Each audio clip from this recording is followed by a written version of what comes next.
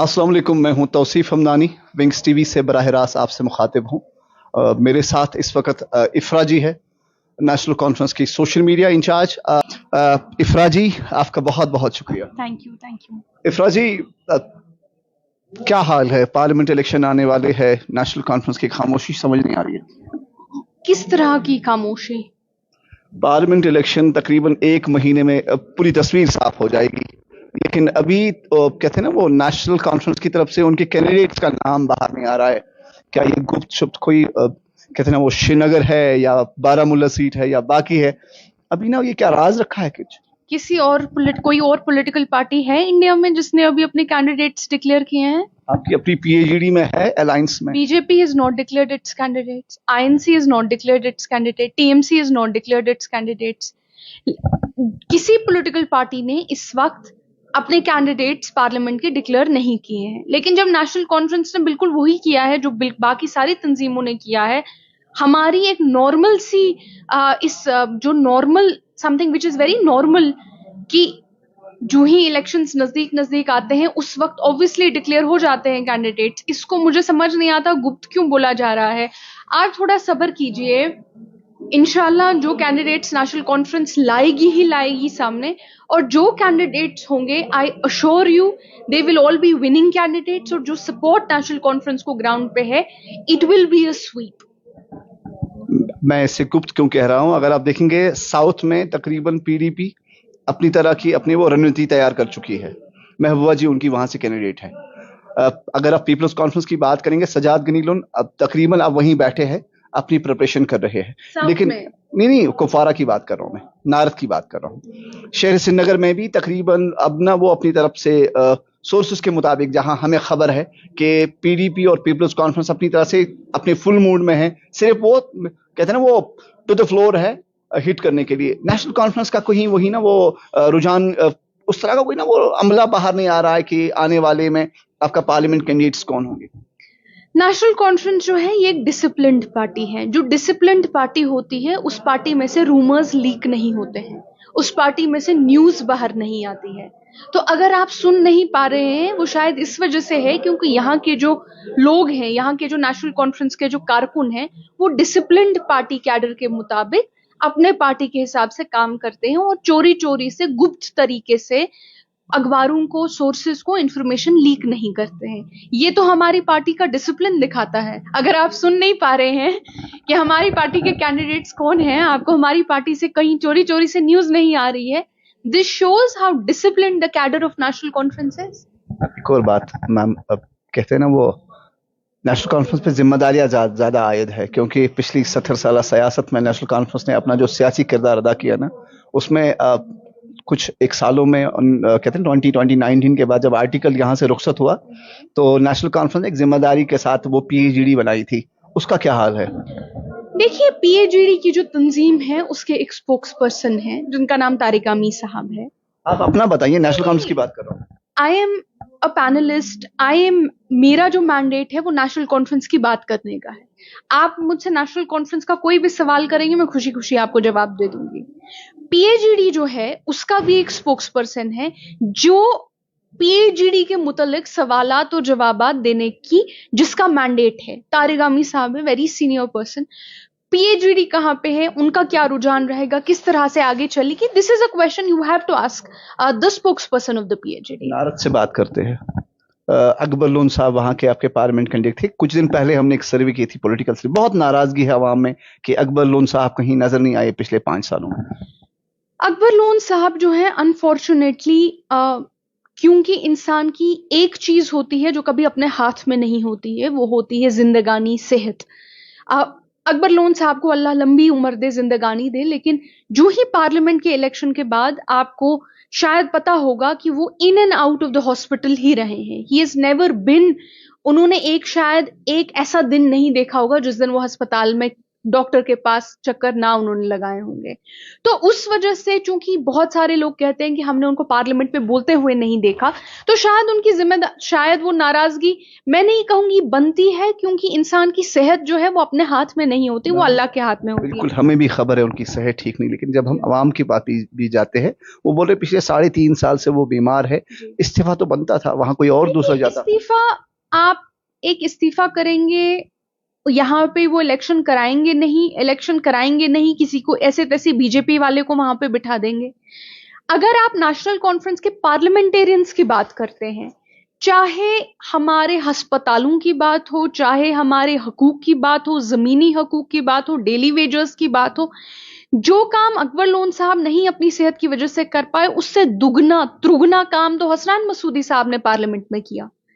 उससे दुगना त्रुगना काम तो मैम आप नारद से साउथ चली गई। नहीं, देयर आर पार्लियामेंटेरियंस, नो, उससे दुगना त्रुगना काम तो फारूक अब्दुल्ला साहब ने किया। मुझे ये बताइए साहब, आप भी एक जर्नलिस्ट हैं, आप एक जाने माने जर्नलिस्ट हैं, जम्मू के 2 पार्लियामेंटेरियंस है ना, उनके नाम बता दीजिए मुझे। You're a journalist from Jammu and Kashmir, वहां पे आपको पता चलेगा कि नेशनल कॉन्फ्रेंस ने कितना काम किया है। चलिए, tell me who are the parliamentarians from Jammu. मुझे ना इसमें हमें नहीं उलझना है, नहीं नाम, मेरे नाम लेने से कोई उसके काम में फर्क नहीं पड़ेगा। अगर उसने कुछ किया है, जिगल किशोर जी ने अगर कोई काम किया है, मैं मेरी बात सुने मैम, मैं वही तो कह रहा हूँ, अगर जिगल किशोर ने कुछ काम किया है तो वो मैं वही कह रहा हूँ। Two parliamentarians from Jammu also, no, who are they? Ma'am कह रहा हूँ मैं, अगर जम्मू मेरी माइक जम्मू कश्मीर में घूमती है, उसका पर्टिकुलर पार्ट कश्मीर है, और नेशनल कॉन्फ्रेंस की ये जिम्मेदारी है, वो जिम्मेदारी को अदा करे। फारूक ने अगर मैं I am asking you, tell me who are the parliamentarians from Jammu. If you don't know, then that is okay. I will answer why I asked this question. ठीक है, चलिए मान लेते हैं आपको नहीं पता कि जम्मू से हमारे पार्लियामेंटेरियंस कौन है। ये सिर्फ आपकी गलती नहीं है। अगर आप ग्राउंड पे 99% लोगों से पूछेंगे कि उनके पार्लियामेंटेरियंस जम्मू से कौन है, किसी को नहीं पता, क्योंकि उन पार्लियामेंटेरियंस का मुंह कभी किसी ने देखा ही नहीं है। तो आपकी गलती नहीं है कि आप पार्लियामेंटेरियंस का नाम नहीं बोल पाए, ये उन पार्लियामेंटेरियंस की शिकस्त है कि उन्हें जम्मू और कश्मीर में कोई जानता नहीं है। अब कंपेयर कीजिए नेशनल कॉन्फ्रेंस के पार्लियामेंटेरियंस को उनके साथ। आप तो हमारे एक एक बयान पे कहते हैं, मसूदी साहब ने जब डेली वेजर की बात की तो ऊ में ई हो गया, इसमें ये हो गया।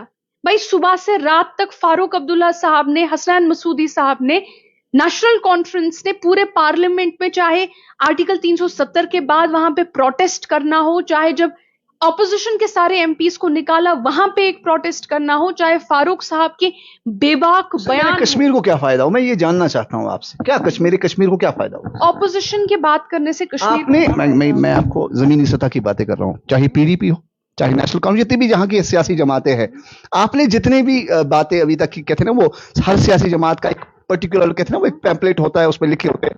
उन वादों में से आर्टिकल 370 भी गया, 35A भी चला गया। मेरी बात सुने मैम, मैं नहीं 35A भी चला गया। उसके बाद पार्लियामेंट भी आप चले गए, माफी चाहता हूँ, सुप्रीम कोर्ट भी आप चले गए। उसके बाद मेरे कश्मीर को हासिल क्या हुआ, मैं ये जानना चाहता हूँ। जम्मू नेशनल कॉन्फ्रेंस की आपका सवाल क्या है? आपका, क्योंकि आपने पहले सवाल किया नेशनल कॉन्फ्रेंस के पार्लियामेंटेरियंस की, हमने, क्योंकि पार्लियामेंटेरियंस का काम जो होता है पार्लियामेंट में आवाज उठाना होता है। जब मैंने आपको प्रूव कर लिया कि पार्लियामेंट में नेशनल कॉन्फ्रेंस ने किस तरह से आवाज उठाई, क्योंकि आप भी जम्मू के पार्लियामेंटेरियंस का नाम नहीं ले पाए, उसके बाद अब आप कहते हैं अच्छा ठीक है उठा तो ली, अब मुझे बताइए उससे क्या फायदा हुआ? बात निकलेगी तो दूर तलक जाएगी मैम, बात निकलेगी दूर तलक जाएगी। देखिए आपकी प्रॉब्लम ये है, you changing goal post in the sense, पहले आप कहते हैं आपने बात ही नहीं की, फिर जब मैं आपको प्रूव करके देती हूँ कि हम ही ने सिर्फ बात की सुबह से रात तक, अब आप कहते हैं नहीं अच्छा ठीक है की, लेकिन अब उससे क्या फायदा आया? मुझे एक बात बताइए, ऑपोजिशन, इसलिए नेशनल कॉन्फ्रेंस आपकी जिम्मेदारियां बहुत ज्यादा, एक इस रियासत की सबसे पुरानी सियासी जमात, आप ना एक पॉलिटिशियन बन जाइए, आप फिर माइक उठा के बोलते रहिए, मुझे बोलने दे दीजिए। पहली बात, नेशनल कॉन्फ्रेंस ने क्या पार्लियामेंट में काम किया? बिल्कुल किया, सबसे ज्यादा काम किया। You could not name the Jammu parliamentarians. अब बात आती है कि उससे क्या हुआ। एक ऑपोजिशन जो होती है, ऑपोजिशन गवर्नमेंट में नहीं होती है। सरकार का काम होता है कानून लाना, सरकार का काम होता है एग्जीक्यूटिव डिसीजंस लाना। बीजेपी गवर्नमेंट में है, उन्होंने 370 को हटाया थ्रू अ लेजिस्लेटिव ऑर्डर क्योंकि वो सरकार में है। ऑपोजिशन, नेशनल कॉन्फ्रेंस ऑपोजिशन में बैठ के ये नहीं कह सकती है कि नहीं हम ही कानून बनाएंगे। आप समझ रहे हैं, नेशनल कॉन्फ्रेंस ऑपोजिशन में नहीं कह सकती कि हम ही एग्जीक्यूटिव डिसीजन। 3 बड़े प्रपोजल दीजिए डेवलपमेंट के नाम पे जो फारूक साहब ने मरकजी सरकार को भेजे हैं कश्मीर के लिए। 3 बड़े प्रपोजल, बस दैट्स इट। पहली मुझे बात बताइए, पहली बात, फारूक साहब ने ही पार्लियामेंट में बार बार लैंड लॉज की बात की है कि हमारे लैंड लॉज प्रोटेक्टेड होने चाहिए। That is going to be the essence of your development. आपके हेल्थ केयर की आज ही सुबह हसनैन मसूदी साहब ने बात की है कि नॉर्थ के हेल्थ केयर की बात कीजिए, साउथ के हेल्थ केयर की बात कीजिए, आप देखिए it is in complete shambles. South से लोगों को, अनंतनाग से लोगों को सोवरा आना पड़ता है एक पेट स्कैन करने के लिए। श्रीनगर को हमने lung cancer capital of the world of India करार दिया है। इतना लंग कैंसर के हमारे इंसिडेंट्स है, उसके बावजूद आपके पास कोई इंफ्रास्ट्रक्चर फैसिलिटी तो दूर की बात, आपके पास मैन पावर तक नहीं है उन मशीनों को चलाने के लिए। This is second proposal. The third proposal that NC parliamentarians have put in is employment. हमारा जो यूथ है, इसका रोजगार जो है, इसका रोजगार इस सरकार की जिम्मेदारी है, जो सरकार पावर में, गवर्नमेंट में इस टाइम है, जो है बीजेपी, जो पिछले 10 साल से गवर्नमेंट में रही है। तो ये 3 हमारे डेवलपमेंट के प्रपोजल्स बार बार उनको गए हैं। मैं चाहती हूं, मैं आपसे गुजारिश करूंगी, चूंकि मीडिया हमारी बात को कवर नहीं करता। ये गलत बात है मैम, हर बात इल्जाम। आपकी मीडिया की मैं बात, कोई भी मीडिया की बात, मुझे नहीं लगता ऐसा हुआ है। ठीक है, आपको नहीं लगता कि हमारे देश में गोदी मीडिया है, ठीक है, हमें लगता है। आपके और हमारे नजरिए में फर्क होगा। हमारे नजरिए से जो नेशनल मीडिया है, ये नेशनल कॉन्फ्रेंस का, ये मेरा नजरिया है, वो गोदी मीडिया है। Most 90% of your national media that deliberately will not cover national conference. And कि नेशनल कॉन्फ्रेंस की जब हम तकरीरें करते हैं पार्लियामेंट में, हमारे वक्त किसी और पे, आप संसद टीवी में उसको दिखाते नहीं है। हमारे हैंडल्स को, जो ट्विटर पे हमारा JKNC है, उसको फॉलो कीजिए, JKNC को फेसबुक पे फॉलो कीजिए, और वहां पे आप नजर रखिए कि नेशनल कॉन्फ्रेंस की कितनी ज्यादा एक्टिविटीज है। एक छोटा सा मैं आपको एग्जांपल दे देती हूँ। कुछ 2-3 दिन पहले हमारी पार्टी से जम्मू में एक डिस्ट्रिक्ट प्रेसिडेंट चले गए। उन डिस्ट्रिक्ट प्रेसिडेंट का नाम मैंने, अल्लाह गवाह है, मैंने अभी तक उन डिस्ट्रिक्ट प्रेसिडेंट का नाम नहीं सुना था, ठीक है। टाइम्स नाउ ने शाम को तकरीर की और शाम को एक प्राइम टाइम टेलीविजन चलाया, huge setback to India alliance, National Conference में नहीं, huge setback to India alliance, कि कोई एक आदमी नेशनल कॉन्फ्रेंस से कहीं पे चला गया। अगर आप हमारी हैंडल को देखेंगे ट्विटर पे या हमारे फेसबुक पे, नेशनल कॉन्फ्रेंस की इस साल करीबन 1000 से ज्यादा ज्वाइनिंग्स हुई हैं। जब हजारों लोग नेशनल कॉन्फ्रेंस आते हैं, उस टाइम कोई, आज भी सुबह, आज जहां पे आप नवाई सुबह में बैठे हैं, अभी यहां पे नीचे ज्वाइनिंग्स हो रही थी। जब आप हजारों लोगों को ज्वाइन करते हुए देखते हैं, we never see that news on media. Handwara में for example, in Handwara PC की पूरे यूनिट्स, एक पॉलिटिकल पार्टी का पूरा यूनिट नेशनल कॉन्फ्रेंस में आ गया। आप साउथ में देखिए, सकीना अतूजी के कॉन्स्टिट्यूंसी में देखिए, वहां अपनी पार्टी का ऑलमोस्ट पूरा यूनिट नेशनल कॉन्फ्रेंस में आ गया। पार्टीज के यूनिट्स नेशनल कॉन्फ्रेंस में आ रहे हैं ग्राउंड पे, लेकिन नेशनल मीडिया दिखाती है कि एक आदमी जी चला गया, huge setback to India alliance. अब आप बताइए कि इस तरह के माहौल में हमारी बात आगे जाएगी तो जाएगी कैसे? अब आप इंडिया अलायंस पे आ गए मैम, मैं बात कर रहा हूँ इंडिया अलायंस की ही। आपका जो सियासी, मतलब इंडिया अलायंस में सबसे बड़ा है कांग्रेस। आपको पता है कांग्रेस का स्टैंड क्या है आर्टिकल 370 पे? देखिए, कांग्रेस का स्टैंड तो आर्टिकल, मुझे लगता है एक पॉलिटिकल पार्टी है अदर देन नेशनल कॉन्फ्रेंस जिसका स्टैंड आर्टिकल 370 पे क्लियर है, वो कांग्रेस ही है, और शायद CPI। These are 2 political parties that have very clear made a clear stand on article 370। अवाम इसलिए कंफ्यूजन है नेशनल कॉन्फ्रेंस के सियासी मंशूर से। आप इंडिया अलायंस बनाते हो उसी कांग्रेस के कहते हैं ना वो छत्र छाया में, जो इनकार कर चुकी है एंड द फर्स्ट डे कि पार्लियामेंट जो फैसला था कि मैं उस पर मुतफिक हूं, आप कह रहे हो नहीं हमने दोबारा अपील की है। यहाँ कंट्रोवर्सी, सियासी कंट्रोवर्सी शुरू होती है ना। अवाम कंफ्यूज नहीं है, आप अवाम को कंफ्यूज कर रहे हैं। मैं बताती हूँ क्यों। क्योंकि आप कहते हैं कि इंडिया अलायंस का क्या मंशूर है। इंडिया अलायंस जो है वो इस वजह से नहीं बना है कि आर्टिकल 370 को वापस ला जाए। कम से कम इंडिया अलायंस ने कभी ये नहीं कहा। इंडिया अलायंस बना है कि जो बीजेपी ने जो हमारे देश में तबाही मचाई है, जुडिशल तबाही मचाई है, जजेस को खरीदा है, जो आपकी एजेंसियां, जांच एजेंसियां हैं, वो आज उनके एक एक ऑपोजिशन के मेंबर पे आज गरूम पे रेडे चल रही हैं। जो सरकार के खिलाफ बात करता है फेसबुक पे, ट्विटर पे उठा के जेल में बंद कर दिया जाता है। जो ये एक डिक्टेटरशिप चल रही है, इस डिक्टेटरशिप पे एक एंड होना चाहिए। This is why India alliance is made. India alliance का अब आगे किस तरह से वो काम करेंगे, कौन सी सीटें, मुझे पता है आप पूछेंगे कौन सी सीटें किधर जाएंगी, सीट शेयरिंग क्या होगा, that I think senior members of the India alliance जो हैं, जो जैसे कोऑर्डिनेशन कमेटी में हमारे सीनियर मेंबर हैं उमर साहब, he can answer those questions much better. मैं वो सवाल ही नहीं पूछूंगा। एक और सवाल, एलजी इंतजामिया ने 5 सालों में जो काम किया है यहाँ पे, उससे नेशनल कॉन्फ्रेंस इनकारी है कि यहाँ पे जो पत्थरबाजी ही होती थी वो बंद हुई है। यहाँ पे जो दुकानदार साहिबान थे, परेशान होते थे, दुकान नहीं खोल पाते थे, वो दुकान खोल पा रहे हैं। उसमें नेशनल कॉन्फ्रेंस का क्या स्टैंड है? क्या नहीं हुआ ऐसा हालात? क्योंकि जो जितनी भी आपकी नेशनल कॉन्फ्रेंस की जिम्मेदारी नहीं, मैं सभी सियासी जमातों की बात कर रहा हूँ। अब नेशनल कॉन्फ्रेंस का स्टैंड आप क्लियर कर दीजिए। चलिए, अच्छी बात है कि आपको एलजी साहब का जो काम है वो बहुत पसंद आया है और आपने टीवी पे चलिए बहुत अच्छी बात है, आपने चलिए अपना स्टैंड तो क्लियर कर दिया, आपका स्टैंड तो क्लियर हो गया। अब आपका स्टैंड है कि नेशनल कॉन्फ्रेंस का क्या स्टैंड है। आप कहते हैं कि दुकानें जो थी, दुकानें अब खुली रहती हैं। अल्लाह खुदारा, आप अपना ये माइक लेके आज मार्केट में चले जाइए और उन मार्केट वालों से, इफ्राजान दुकानों की बात नहीं करेगी, दुकानदारों की बात नहीं करेगी, उन दुकानदारों से खुद पूछिए कि मुझे बताइए कि दिन में कितने खरीदार आते हैं। आपके मैक्सिमम दुकानों में आज दिन में एक खरीदार भी नहीं जाता। आपको यह बात पता है कि हालत मार्केट्स की क्या है? यही तो प्रेस की परेशानी है ना। अगर आप राजभवन से बाहर निकलेंगे, राजभवन के प्रेस नोट छोड़ देंगे और एक्चुअली जमीनी सतह पे जाएंगे, क्योंकि दिक्कत आज हमारे जमाने में यह है कि एक्चुअली जमीनी सतह पे नेशनल कॉन्फ्रेंस है। एक्चुअली मैं आपको कहती हूं जमीनी सतह पे जाइए। दुकानदारों से आज खुदारा बर्फ रुक जाएगी ना, बर्फ को रोकने दीजिए, 1-2 दिन में बर्फ को रोकने दीजिए। गो टू महाराजगंज, महाराजगंज का बाजार पता है, सबसे बढ़िया मार्केट माना जाता था कश्मीर का। वहां आप देखिए, उनसे पूछे कि क्या मार्केट है, कितने लोग आते हैं। जब इकोनॉमी को ही चूसा गया है, उसको ऐसे जकड़ा गया है, दुकानदार क्या खाएगा आपका? आप दुकानदारों की बात ठीक है, मैं आपको सियासी बात ही कहूंगा।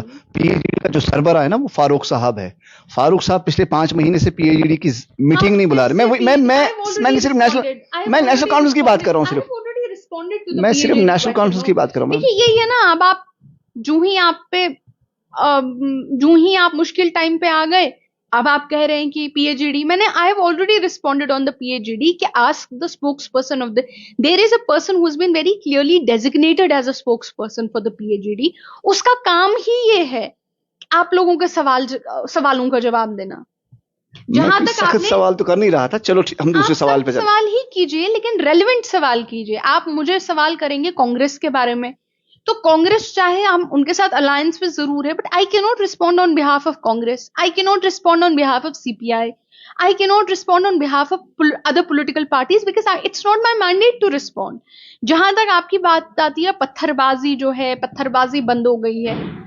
5,000 लोगों को इन्होंने जेल में बंद कर दिया है। 5,000 लोग जहां जेल में बंद कर देंगे, वहां क्यों नहीं बंद होगी? ये इफ्राजान नहीं बोल रही है। सुप्रीम कोर्ट की जब सुनवाई हो रही थी आर्टिकल 370 की, उस वक्त जो नेशनल कॉन्फ्रेंस के वकील थे कपिल सिब्बल साहब, उन्होंने चीफ जस्टिस को बोला था कि जनाब इनको अर्ज करिए इनसे कि इन्होंने 5-5 हजार लोगों को जेल में बंद कर दिया है, कोई छोटी बात नहीं है। इनको बोल दीजिए कि what is the way forward, इतने लोगों को जेल बंद करना। And it was the BJP government that said कि सही लोगों को तो बंद किया है हम लोगों ने 5,000, तभी तो शांति है। नेशनल कॉन्फ्रेंस, अगर हम लोगों ने भी, देखिए आपकी दिक्कत यह है कि जब हमारे वक्त प्रोटेस्ट हुआ करते थे, सुबह से रात तक प्रोटेस्ट चलते थे, अगर हम एक इंसान को पीएसए लगाते थे, एक इंसान को जेल में बंद करते थे, पूरे अखबार पे ऊपर से नीचे तक न्यूज होती थी, फलाना 19 year old booked under PSA, यही हेडलाइन होती थी ना। एक इंसान अगर एक पे पीएसए लगता था, उसके जेब से ग्रेनेड क्यों ना निकला होता, उस पे आता था 19 ईयर ओल्ड, ये आपकी बड़ी बड़ी हेडलाइन यहाँ के अखबारों पे होती है। आज 5,000 लोग जेल में है, आपकी वो हेडलाइंस कहाँ है जनाब? आपकी तो हेडलाइंस पे आता है फलाना अफसर वेंट टू फलाना अस्पताल टू चेक, फलाना अस्पताल। आपका तो अखबार, आज मुझे आपके जो अखबार है, आज तो जब मैं खोलती हूँ मुझे लगता है कि मैं किसी पीआईबी सरकारी अगर आपको लगता है इतना जुल्म हो रहा है, मुझे लगता है सुप्रीम कोर्ट उसके लिए बेहतरीन जगह है। लेकिन आपके वकील मैम, नहीं मैम, ये मैं आपकी बात को तायद कर रहा हूँ मैम, आपकी बात को तायद कर रहा हूँ। मेरा ये कहना मैम, आपने कहा मैम ये कह रहा हूँ मैम, आपका जो वकील था सुप्रीम कोर्ट में, जब आर्टिकल 370 11 दिसंबर को जो जब उसने 10:30 बजे एक ट्वीट किया है, कुछ जंगें होती है जो हारने के लिए होती है, उसका कोई माने निकाला आपने? मुझे एक बात बताइए, क्या कॉमन सेंस खत्म हो गई है? अगर आप आज बहुत वक्त से सुप्रीम कोर्ट के जो डिसीजंस देखेंगे, वो प्रो एग्जीक्यूटिव डिसीजंस, वो प्रो गवर्नमेंट डिसीजंस आए हैं। राम मंदिर का डिसीजन प्रो गवर्नमेंट डिसीजन नहीं था। मैंने कहती हूं डिसीजन सही था गलत था, प्रो गवर्नमेंट था कि नहीं? हाँ, प्रो गवर्नमेंट था। प्राइम मिनिस्टर ने तो थैंक यू बोला परसों राम मंदिर के इनॉग्रेशन पे टू द सुप्रीम कोर्ट। उसके बाद जो उनके मेजर हमारे सुप्रीम कोर्ट के डिसीजन आए, आर्टिकल 370 के हिस्से में हमारे हक में आता ना, तो आप भी थैंक यू उसको करते हैं। Let me speak. जो भी इस टाइम पे सुप्रीम कोर्ट के हमारे डिसीजंस आए हैं, they have all been pro government decisions, at least I can see that 90% of them are pro government decisions. एक जानवर में और इंसान में यह फर्क होती है कि एक इंसान देखता है क्या हो रहा है, उस हिसाब से आगे क्या होगा उसका एक अंदाजा लगा लेता है, और एक जानवर जो है वो, शायद मुझे लगता है जानवर भी अंदाजा लगा लेते हैं। तो कपिल सिब्बल साहब तो उस हिसाब से देश के सबसे जाने माने, सबसे मशहूर और सबसे काबिल वकील हैं, तो वो तो अंदाजा लगा ही पाते। इफ्रा जी, आखिरी सवाल मुझे बताइए, नेशनल कॉन्फ्रेंस कब अपने कैंडिडेट्स को लेके आएगी तकरीबन पार्लियामेंट इलेक्शंस के लिए? National Conference by next month, by March inshallah we will have, definitely our parliamentarian candidates will be ready, and once it is conveyed to us we will definitely convey it to us by March inshallah the campaign will start। ये बेबाक आवाज थी national conference की, जो social media in charge थी, जो हर वक्त अपनी कहते हैं बेबाकी के लिए मानी जाती है। इफ्रा जी, आपका बहुत बहुत थैंक यू।